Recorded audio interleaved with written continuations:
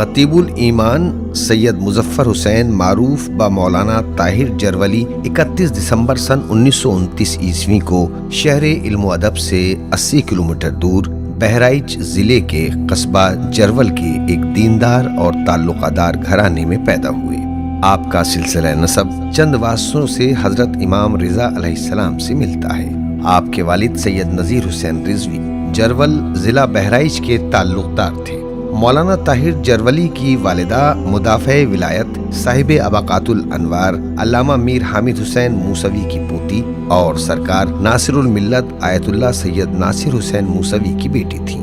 موصوف کی عمر ابھی صرف 14 سال کی تھی کہ آپ اپنے والد کے سائے سے محروم ہو گئے۔ آپ کے ماموں نصیر الملت اور سعید الملت نے اپنی عاطفت و محبت سے آپ کی پرورش کی۔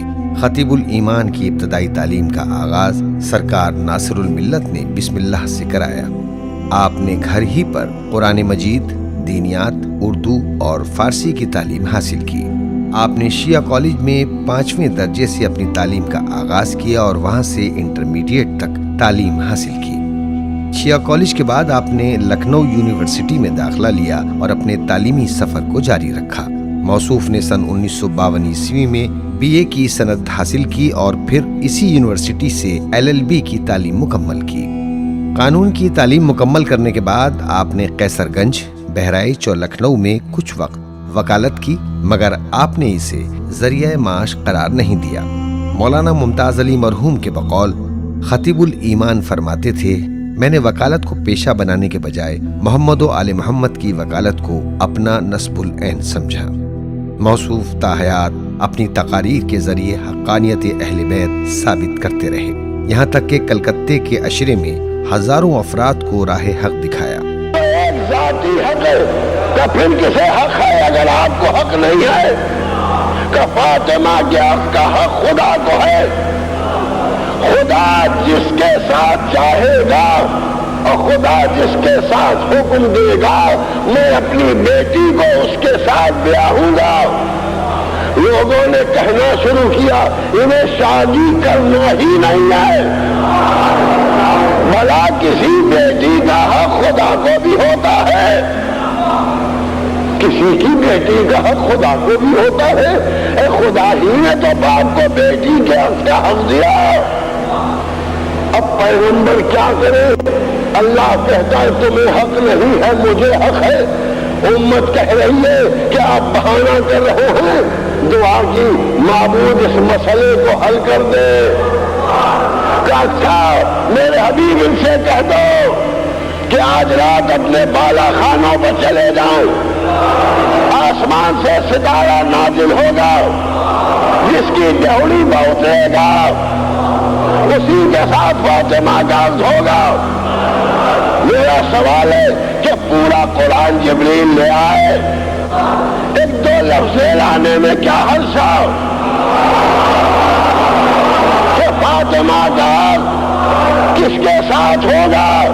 مگر کہا جب تم کو تم پر اعتبار نہیں، کیوں اعتبار نہیں؟ تم ہو میرے رسول اور یہ ہے ستارہ پرست۔ اب میں انہیں کے خدا کو بھیجوں گا۔ آپ نہایت باادب، منکسر المزاج اور طلبہ نواز شخصیت تھے۔ موصوف طالب علم کو سلام کرنے میں پہل کیا کرتے تھے۔ میں نے بہت بچپنے میں ان کو طاہر جرولی صاحب کو کلکتے میں سنا تھا، یہی 63-64 میں۔ وہ دیکھتا تھا کہ ایک آدمی اچھا بولنے والا ہے، میں مطلب نہیں سمجھتا تھا اتنا۔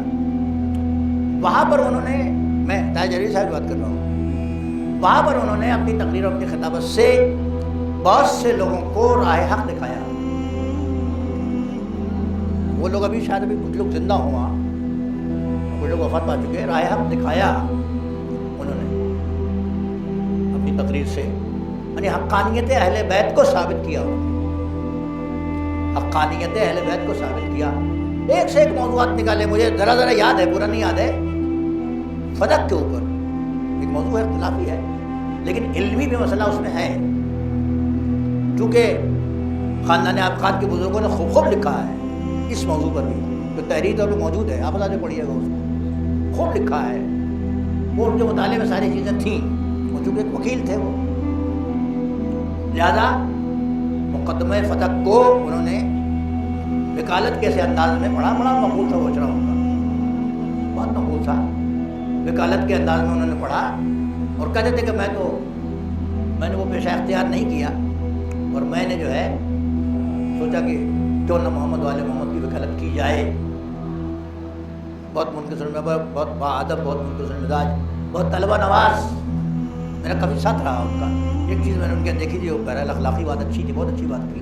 وہ بیان کرنا، طالب علم کو پہلے سلام کرتے تھے، قبل اس کے کہ ہم ان کو سلام کریں، وہ پہلے سلام کرتے تھے، چاہے اوپر سے چائے بھجوا دیتے تھے. آپ نے عصری تعلیم کے ساتھ دینی تعلیم کا سلسلہ گھر پر جاری رکھا، جہاں نصیر الملت اور سعید الملت نے آپ کی مذہبی معلومات میں اضافے کے لیے خصوصی توجہ دی.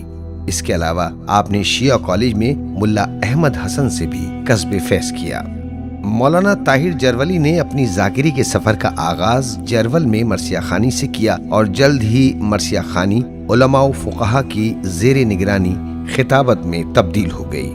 آپ نے سن 1946 عیسوی تک باقاعدہ مجالس پڑھنا شروع کر دیں، اور سن 1958 عیسوی میں مومنین کے اصرار پر آپ نے جرول سے باہر قدم رکھا اور کراچی کے مارٹن روڈ کے امام باڑے میں پہلا عشرہ محرم پڑھا، جو بے حد پسند کیا گیا. کلکتے کے لوگوں کے اصرار پر آپ نے سن 1961 سے سن 1981 تک مسلسل 20 سال کلکتے میں عشرہ محرم پڑھا. خطیب الایمان کی خطابت کا دائرہ آہستہ آہستہ ملک اور بیرون ملک کے افق پر پھیل گیا. آپ نے ذاکری کے ذریعے ہندوستان کے گوشے گوشے اور بیرون ملک یورپ، امریکہ، افریقہ، کینیڈا اور خلیج کے ممالک کے متعدد سفر کیے.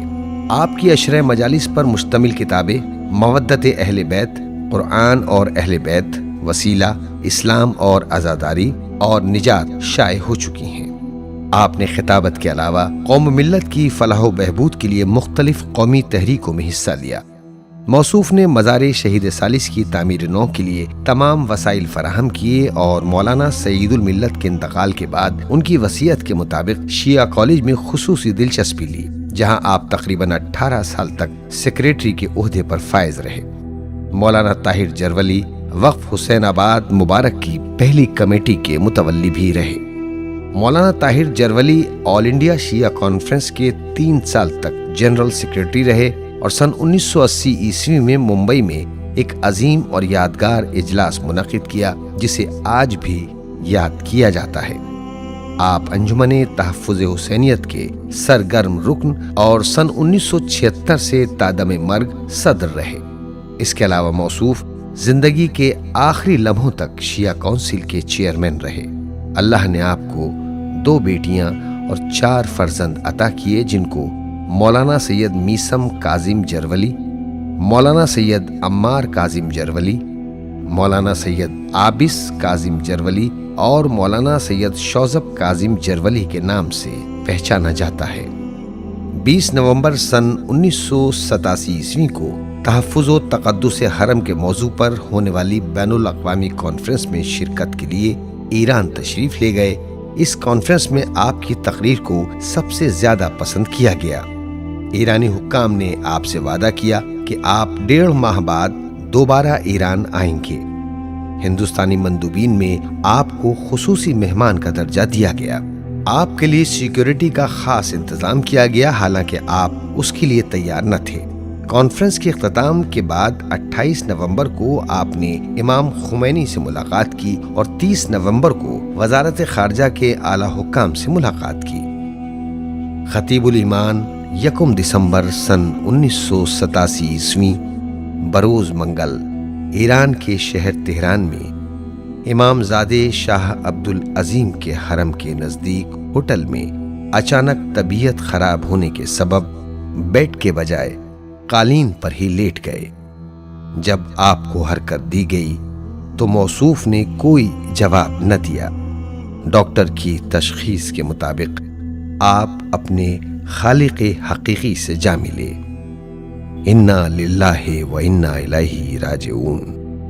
آپ کا جنازہ تہران سے مشہد لے جایا گیا۔ بہشت امام رضا میں غسل و کفن کے دوران غسال نے حیرت کا اظہار کرتے ہوئے کہا، یہ پہلی میت ہے جو 48 گھنٹے گزرنے کے بعد بھی ایسا محسوس ہوتا ہے کہ جیسے مرحوم محو خواب ہوں۔ آپ کے جسد خاکی کو 3 دسمبر سن 1987 عیسوی میں مشہد مقدس آستانہ رضوی میں امام رضا علیہ السلام کی ذریعہ مبارک سے 70 قدم کے فاصلے پر سپرد خاک کر دیا گیا۔